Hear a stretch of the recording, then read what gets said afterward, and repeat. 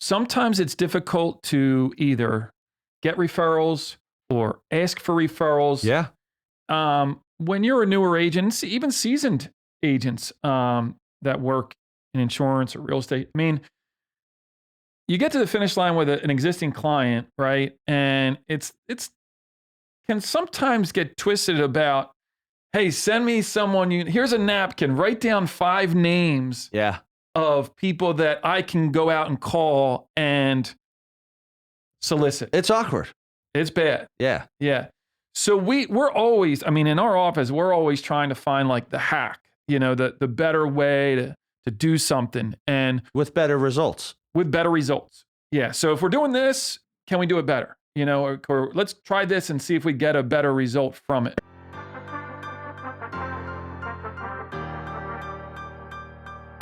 Welcome to the podcast dedicated to real estate, insurance, and everything in between. Join us as we take you along our own brokerage building journeys with additional wisdom from our network of business experts. Welcome to Bricks and Risk. Hey everyone, welcome to another edition of Bricks and Risk. I'm Tim Garrity. And I'm Sean Mooney. Tim, today we're peeling back the onion. We're talking about referrals, warm referrals, and cold calling. Wow. Okay, I love this topic. Yeah, it's good. What should we do first? Should we, what do you think? I'm thinking the warm stuff. Yeah, the warm stuff. Let's do that first because that's how you and I operate. Warm butter. Yeah. Oh, totally. All right, let's do this. So, all right, here's something I'll jump into. So warm referrals. Let's think about what's the foundation of a warm referral. In my own opinion, the foundation of getting a warm referral from someone is going to be customer service. So you have to work with someone first. And when you're working with that person, you have to deliver. So you have to set expectations up front. You have to execute throughout. And then you got to deliver that satisfied customer at the end. And then if you're able to do all that, that's when you have the opportunity to say, hey, would you give me an online review? Or would you mind dropping my name to friends, family, neighbors, coworkers, anyone in your ecosystem so that I can keep building my business? Because let's be honest, referrals are the lifeblood of any business. Yeah. And this is how it works, right? That's like how you program it, from start to finish. But get into like some of the tactics that you're using at Copper Hill to kind of drive them or talk, what's been successful for you guys in implementing to like make sure that you're capitalizing on them. I'd say one big one for us is we do a huge annual client event every year called the Copper Hill Annual. We've done it 4 times. We would have done it more, but unfortunately with COVID, we weren't able to hold it. And the reason it started was really my brother Ryan, and we were in one of our weekly meetings, and he had said, I think we should do like a party for like all of our past clients. Coming from Ryan. Right. Yeah. I think we should have a party. Let's be honest, I'm like, what'd you say? Party? All right, we're good. He's like, whoa, let me finish. So then he said, I think we should have a party for all of our past clients, for the agents at the company, and for our business vendors. So it's like, mortgage and title, insurance, everything. So you've been at them from the start. I've been at Ryan's parties. You've been at Rise Rise Jams. So basically, I wanted to focus on that because we started doing that a few years in. Yep. And it was because we had already helped a number of clients. So we looked at it as like, we want to give back for the people that not only have trusted us with their service, but also a lot of those people had already given us referrals. So we looked at that like, this is an opportunity for all of you to just come out on a Saturday, bring the kids or leave the kids behind, whatever works best for you. And just come out and eat and drink and hang out and have a good time on us for like 3 hours. Yep. So with doing that, I will tell you, every time we have done that, the 6 months that follow, there's always a few really good referrals that come out of the woodwork. And most of the time it's coming from the people who actually attended the party. Yeah. But I will say, even if someone didn't attend the party, so here's another thing I want to touch upon. It's really the thought that counts. So if we invited someone and they couldn't make it, their kid had a soccer game, they just wanted to spend time at home, whatever it was, the weather was bad, vacation, they still appreciate it. they appreciate the thought. And there have been opportunities, I know because I've documented this, where I've gotten referrals from those people post Copper Hill Annual Yep. just for the fact that that was a way to reconnect. So I'd say that's one for me. And how does that, so that's like from the angle of either a client. Can you talk a little bit about like your team and what the feedback has been from your team, that like what they're telling you, like, hey, about this event, or like, hey, this, this has been great because, I'm able to invite these people and bring them in, and, that's catapulted me, or. Absolutely. Yeah. So it was our first one in literally like, I think almost 4 years. Yeah. We just did this year. You were there. Yep. Had a lot of our agents there. They invited a lot of people as well this year. It was packed. It was. It was a great day. And I think some of the best feedback I got was, when I mentor the agents and I'm trying to have them, again, build more warm referrals, become a referral-based, relationship-based agent, because that's how you sustain your business. So going through all that throughout the year, hey, you should have a client event, maybe 2 client events. I'm doing one for free. Yeah. All you have to do is bring 5 people. Just show up. And they loved it. They were like, man, you guys really executed on that. Like, great spot, great venue. It's like, yeah, that takes a ton of time. That took us months, thousands of dollars. But one of my best secrets of holding a client event that large, because you were there and it's not cheap, is you go to your business vendors and you have them help you out. Yeah. So you're like, hey, can you kick in some money as a sponsor? And again, you're going to come anyway, but bring a couple guests. And I'm going to drop your name, or your name's going to be on the invitation. It's going to be on the advertising. So we're propping them up as well. But one thing, actually, now that we're talking about this, one thing I wanted to ask of you, because you just told me this recently, was that you have a new strategy tactic for warm referrals. Why don't you tell me about that? It was really good. Yeah. So we're always trying to game the system. Yeah. And I think what we found was, working with our agents in our brokerage, was that sometimes it's difficult. Sometimes it's difficult to either get referrals or ask for referrals. Yeah. When you're a newer agent, even seasoned agents that work in insurance or real estate, I mean, you get to the finish line with an existing client, right? And it's can sometimes get twisted about, hey, send me someone, here's a napkin, write down 5 names of people that I can go out and call and solicit. It's awkward. It's bad. Yeah. Yeah. So we're always, in our office, we're always trying to find like the hack, the better way to do something, and with better results. Yeah. So if we're doing this, can we do it better? Or let's try this and see if we get a better result from it. Yep. And so what I came up with was, everyone uses text message. Everybody, like you call someone on the phone, leave a voicemail, it's like out in the ether. Yep. They're not. How many times have you called, left a voicemail? Hey, did you get the voicemail? Oh, so many. Or it's like, even if they did and they saw it, like back. we look on, and then, or they might call back. Yeah. I'm like, by any chance you listen to voicemail? No. What'd you say? Yeah. What do you need? And it's like, come on. Yeah. Like, why'd I even do it? So what I in my mind was like, all right, how can we make this easy for our agents? How can we make it an effective way to communicate with our clients? And what's an effective way to get a referral? Yeah. Because at the end of the day, that's what you want. That's how you build your network.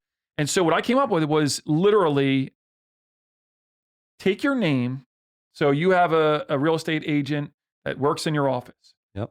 They put their name, contact information on a contact card.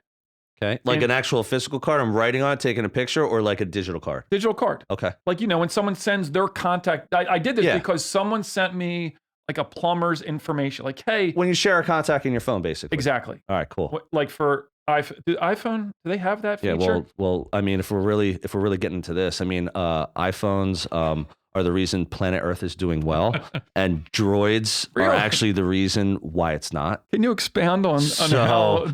if we're getting into the iPhone, I would say 7 to 8 out of 10 would probably agree with me. But keep going. You probably wouldn't be here right now. Keep going about the 7 steps it takes to share a contact on the Droid platform. First, you take a picture. So what we're doing is contact in your phone, contact card, shareable, Yeah. and it's a text message out to your existing client Okay. who you just helped. All right. So it closes. Everything's How done. soon do you do this? We've been doing it now. We've been kind of like on the dovetails of like just starting it. And what we've been doing is taking like Thanksgiving and the holidays as a reason to reach out. Okay. So, hey, how was your Thanksgiving? You know, just kind of get your foot in on the text to get them going. Yeah, it's an opportunity to say Happy Thanksgiving. Hope you have a great one. Yep, exactly. Enjoy the time with family. And then, you know, hey, it's been great. Hope you had a good one too. Then pivot off of that to say, hey, you know, trying to build my network for this coming year. I attach my contact card. Could you share it out with 2 people that you know? Yeah, that's unbelievable. It's so simple. It's so simple. Did you hear this somewhere? Did you hear this somewhere? Or did you come up No, it with was that plumber, you know, it was that plumber that came to me that kind of sparked this That like, was the light switch. yeah, like, wait, because the referrals is kind of like always something we're trying, it's always, Yeah, you're trying to think like, what else can I do? Like, how else can I make it clear? yeah, Because again, like you and I do it. yeah, Like, but again, we're business owners. yeah, So we look at it differently because we know that's how our businesses have grown. So we're constantly looking out for other business owners, again, or professionals. It doesn't matter. yeah. But most people don't own their own business. Well, I think the fail in before is like you're on the phone, right? And you say, hey, Jim, glad we were able to do business. We know you're happy. We did a great job for you. Could you send 3 people my contact information? Never going to work. Right. It's true. Email. So you send an email. Hey, glad we were able to do this for you. Jim, could you send this out to a couple of your friends that you could? Doesn't work. It just falls on deaf ears. Text message is like the greased skids. It's just so easy. And it's right there because what they'll do is like we constantly talk to our past clients. Yep. You know, sometimes we're just having a conversation. Sometimes we're talking business. Yep. But it's always going to be there. Yep. Like they might just, all they're going to do is, I don't know, does a droid work that way? Can you do this? And actually the screen will move up and Yeah, you down. have to like power on. Oh, okay. And then once it like 3 or 4 minutes after it like powers on. But that's so literally as they're on the phone texting, it's, oh yeah, you know what? I've been meaning to like send my brother your information. Yeah. And he never did it, but now it's right in front of him. Now I'm thinking about it right there. I don't have to dig through my contacts. It's in an easily accessible spot with the message that says, if you don't mind, you know, referrals are the lifeblood of my business. I'm trying to have a better 2024, however you want to word it. Can you please give my contact card to 1 or 2 people in your network? Yeah. I love it. That's so good. And so, like I told you, we've only been doing this a short time as we came up with this idea. And literally, I mean, I'm like, oh man, I wish I thought of this like 5 years ago. All right. Because the traction that we're getting is like gold. All right. So again, we've talked about this before. So we talk about warm referrals, and we both operate the same way. This is part of the reason we started a podcast. We're like, we want to talk about some of the things that we don't always hear. Yep. And it's like, let's say you listen to 10 podcasts in a week. Maybe 1 or 2 is talking about working with referrals, relationship-based marketing, like growing the other 8 or 9 are literally like, here's a different way to get 5,000 followers, which again, it's not to say that it doesn't work, but that's more the cold approach. You're just throwing stuff out into the universe and you're hoping that one of those 5,000 sees value in you and will refer business. Well, it's like, where are the long-term gains going to come from? Right. Are they going to be coming from one of the 5,000 followers or whatever? Right. Potentially. I never say never. So like it could, but for me, the long-term play is in terms of you referencing, I forget the numbers, but your network and attaching your network to another person's network. You know, those relationships are going to be the most fruitful from anything that you can develop from, you know, a marketing standpoint that I feel out there. I'll give you another good one that kind of like piggybacks off your client approach. So again, I own a brokerage, Copper Hill Real Estate. part of the marketing we do for our brokerage is to grow our agent team. How we grow our agent team, again, I've said this before, we try to lead with value. So we do 2 happy hours a year. So like we call them quarterly happy hours. You've been at those. They're more like networking. Rise quarterly. Rise, Rise Boost Getting Fest. a lot of play today. Yeah, Ryan's getting a lot of shit. Making him out to be this huge party animal. So we do the 2 happy hours, do 2 guest speakers. And again, then we do a monthly agent newsletter, which I haven't really seen a lot of people do. I only started doing about a year ago. I always had just a newsletter that went out to everyone. Now we have the one for like clients, people in our network, and we have one for agents, which again, we're putting stuff out there. Here's one that's happened to me lately that is similar to what you're talking about, that when I'm networking with agents and I'm getting to know them, we're trying to see, are you happy where you're at? Yeah. Is Copper Hill a good fit, whether you're happy or not? And how can we build a relationship so that maybe at some point we do want to work together? And if we do, again, we're going to work at Copper Hill because I own the company. Like that's the goal. So you're taking it. So just unravel that a little more. You're sending out to agents that aren't with you. Correct. And you're kind of taking their temperature to kind of get a read on. Yeah, maybe they get 6 newsletters. Yeah. And I have a video on every one of them. Every video is talking about business building tips. It's anywhere between 2 minutes and 6 minutes long. Yeah. I put them on YouTube. But again, I'm just putting it out there to link people to the YouTube page, so a landing page. Yep. So one of the things I've been doing lately through my networking with these agents is they'll reach out to me and be like, who's your roofer? And normally, okay, I'm just going to paint this picture. I hate to hit the big box shops, the big brokerages. Okay. But go ahead. I have heard, because I've never worked for one, that the vibe and the environment in a big box brokerage is that they hold their good contacts like this, like real close to the vest. They don't want to pass contacts out because one, there's usually like 200, 400 agents in the office. They don't want that person building a better relationship. They want to hog their contacts, which sounds awful. Excuse me, but I know it's common. So one of the things when someone asks me and says, hey, sounds like a Seinfeld episode. It's like, I have my contacts. And again, no offense. If you work for a large brokerage, I'm not pointing fingers and I'm not making fun. I'm just telling you what I hear. Slightly. Yeah, slightly. So again, when someone asks me, I say, of course. Yeah. And then I'll even say, where? Yeah. City or suburbs? Yeah. Because I really want, and those are 2 different markets. And you and I live on the suburban ring, but we've both lived in the city. Yep. So again, we get it. But I'll ask that, and then I'll just say, here, take my prime roofer. Yeah. And people are just like, this is unbelievable. Not only do they appreciate that from me, but what happens is 6 months later, I hear from my roofer, and he's like, thanks for dropping my name to such and such because it really worked out, and I think it's going to go well. Yeah. Or 6 months down the road, the agent will say, I gave your roofer contact to 3 different people already, and he or she is awesome. Like literally, like, so it's kind of similar to what you did. It's not like really. If you're in Manayunk and you need a plumber, just call Roger Ross. That's very true. Roger's the man. Who does it better? Lived a couple blocks away from me. He's helped me out in a pinch. He's like fantastic. The pinch maestro. He actually did the plumbing at my house in Flowertown. He did my house in Amble. Did he really? Nice. Roger's the man. Roger. We'll drop his info. Yep. Hey, everyone. This is Tim, your favorite Bricks and Risk co-host. But don't tell Sean. I hope you're enjoying this episode, and I'll get right back to it in a moment.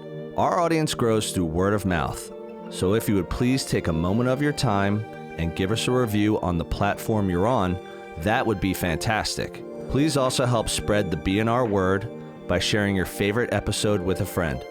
We greatly appreciate your time and trust. Now, back to the show. All right, so we're talking about all the good ways that we can do warm referrals. Yep. Why don't we do this? Why don't we dive into something that you and I are not huge fans of, but we've both done it. Let's talk about some people just call it cold calling. Let's call it cold marketing. So we can start with calling any which way you want to. How do you want to hit it? Let me define it by saying I don't hate it. Okay. Oh. I actually really love it. Yeah. If someone else is doing it. You gonna get married? No, if someone else is doing, actually, we could parlay that into. So cold calling, where to begin? Everybody hates it. Yeah. It is the worst. Myself included. It is the, how do you describe it?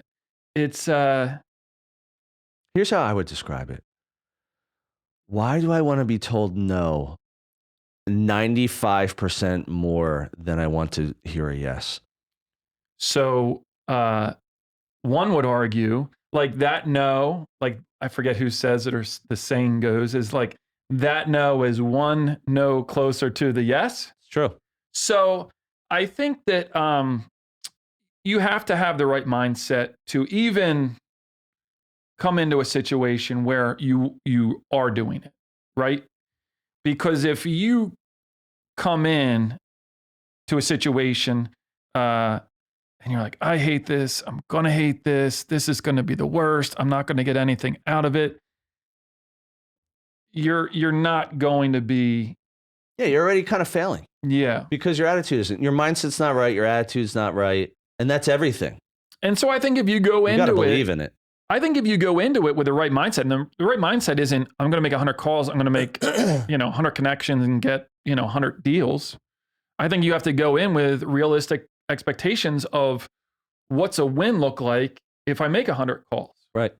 And I think that 100 calls, and if you connect with, I don't know, 15 people, Yep. and you get one or two real kind of connections that can take it a step further. Yep. I think that's the win. The numbers that I have heard in just my experience, my business experience, marketing, listening to podcasts, training, all that stuff. This is huge in my industry. It's huge in real estate. Is that, yeah, it's about 5% success rate. And everyone uses 100 calls as the example. Because it's really easy. It's like 100 calls. I'm gonna 5 of them will say yes, let's say. And then the second factor of that is like half of that will actually work out and turn the business. So let's call it like 2 to 3 will work out with 100 calls. Yeah. Here's a great way to look at it. Here's a positive of it, even though it's not my thing. Make 20 calls and get one yes and feel good. And then take a break that day. Because again, making 100 phone calls in one day, one is really difficult. So let's be honest, you'd have to focus probably half your workday almost. Because you're going to take breaks, you're going to need a breather, you're going to get on the call with someone for 5, 10, 15 minutes. Like that's what happens when you just reach out to people. And I've done this in real estate. I haven't really done it to get clients.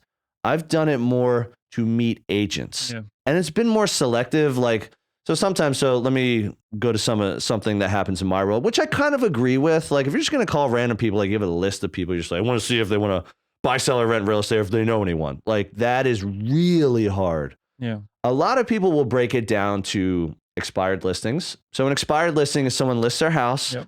Maybe, most listing contracts are 6 months, some are 3, but let's call it 6. It doesn't sell in 6 months and it just expires. And then they just naturally say, we're not going to work together.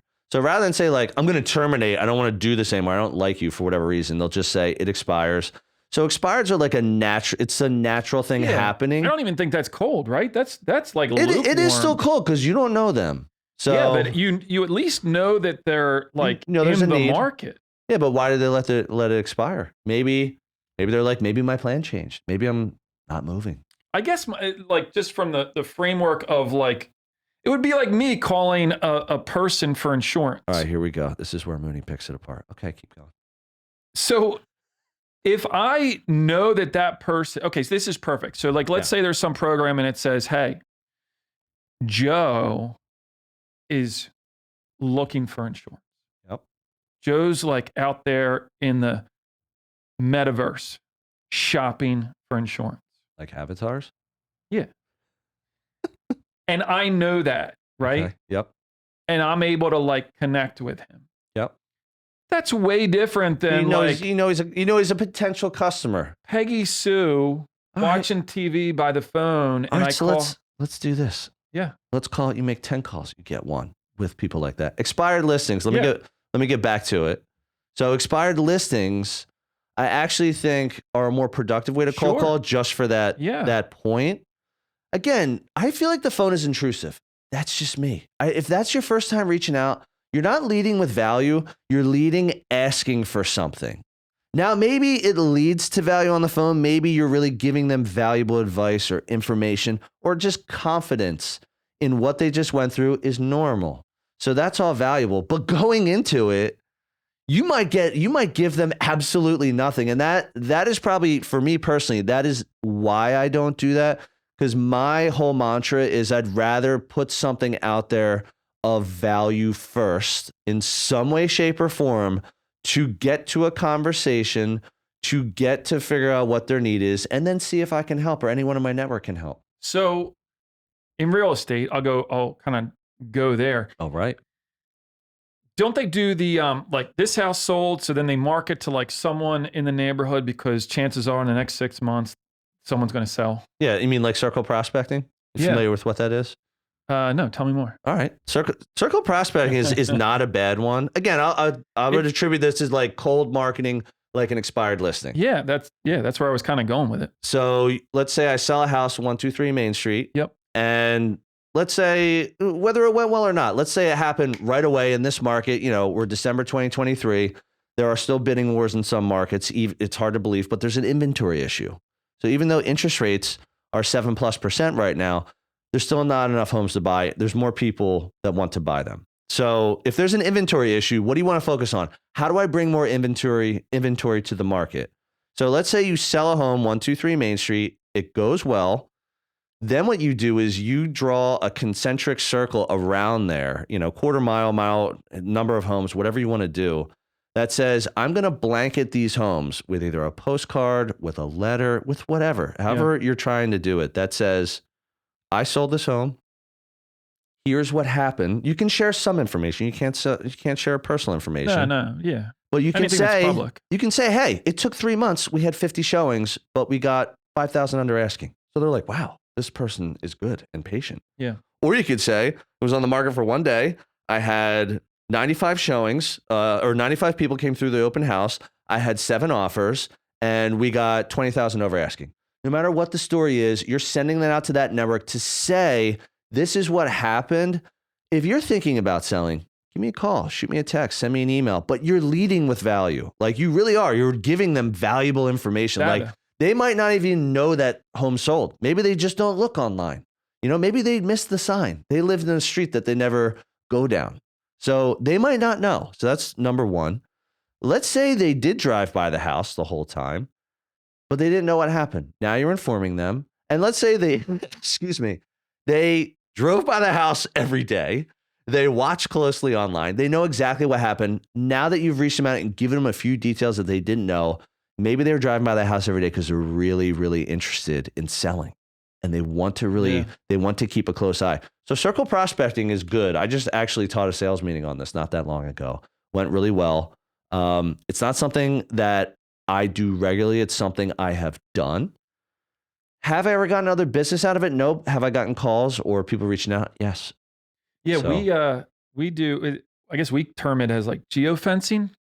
So like fencing out an area geographically, like a specific one. Okay. And I know that they're one of our high net worth carriers will do that like on our behalf. So if you write an account in, a high net worth neighborhood, yeah, they kind of know that, all right, this is the target client that we want to kind of go after. Okay. And they'll send out these postcards to say, hey, we just wrote Sally down the street. This is what we did. Call it geofencing? Yeah. It's so funny that we do so many of the same things in our industries, yet they have completely different terminology. Like, sphere of influence. Yeah, and center of influence. So how weird. Yeah, I mean, I think there's cold, there's warm, and then there's kind of in between. And I think that like some people will shy away from the cold, the warm is the best, but there are also some in-betweens that like you can really double down on and can really, build out business with those types of tactics. All right, so let's go over another thing with the cold approach. Let's focus on the phone because we were just talking about that. A lot of times people don't just say cold marketing, they say cold calling. I'm reaching out to people on the phone. I want to get them on the phone. It's an effective way to build rapport, to let them know my tone of voice, how confident I am, how knowledgeable I am, how good at sales I am. So let's talk about the cold calls themselves. It's pretty easy to do. Cody Askins has one. He talks about this, and I think it's on YouTube or one of his stations, and he talks about like Cody Askins he's a big insurance guy. Yeah, for those who don't know, he does, I guess, consulting and that type of stuff. Do you listen to his stuff? Yeah. He has really like there's some people that are out there that are splashy in this, and he kind of gets down to like these tactics. Like, let me show you here. Let me take your hand and show you how to do this. Yep.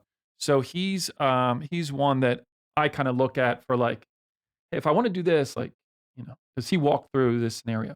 But he kind of tells you like when doing cold calling, it's like that first 6 seconds of like engagement. Yep.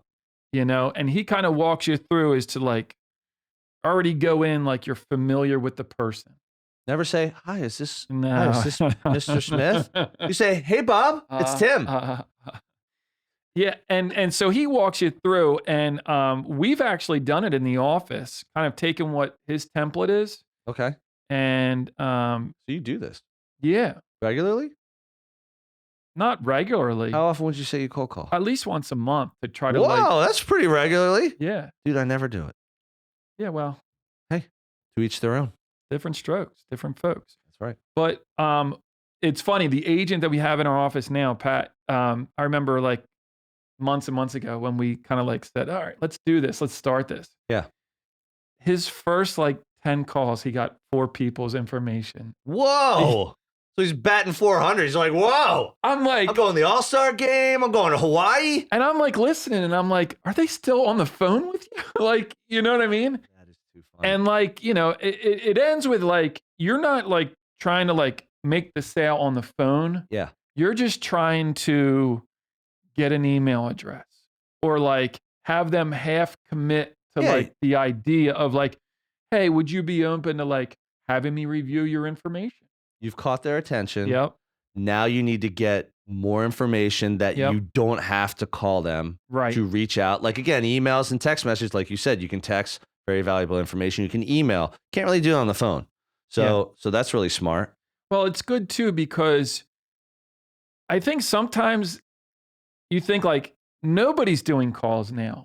So like my phone doesn't ring. Yeah. So like sometimes when the phone rings, I'm like, who could it be? And you just kind of like catch them at the right moment, at the right time. And sometimes if it's the right person with the right personality, they're just willing to talk. And, oh, yeah, my wife handles that. Here's her email. Just shoot an email over to her. I mean, I think you'd find that like nowadays, because nobody really does it. Yeah. And people like Jeb Blunt, they'll talk about it like one more call. Yeah. And I think it's kind of an art. You kind of like, you can't, most people aren't going to go in and just have it down cold. Yep. Which is why I kind of would go to some of these. You gotta get your reps in. Yep. Which is why I would kind of like look at some of these people that do it and use it effectively. Yep. Because they have it down. It kind of is a scientific approach as to like, make sure you're doing this, make sure you're doing this, make sure you're doing this. And I think that because people don't do it now, they rely on so many other things that potentially could be an opening, for people that want to try to build out going that route. I think that's awesome perspective. So we're going to close this one out with that. So thank you for tuning in to another edition of Bricks and Risk. See you soon. Thank you for joining us on another episode of Bricks and Risk. Our goal is that you walk away with 1 or 2 valuable nuggets, and we greatly appreciate you sharing your time with us today. You can find all BNR episodes on Spotify, Apple Music, YouTube, and anywhere else you get your podcast content. Until next time, keep learning and keep growing.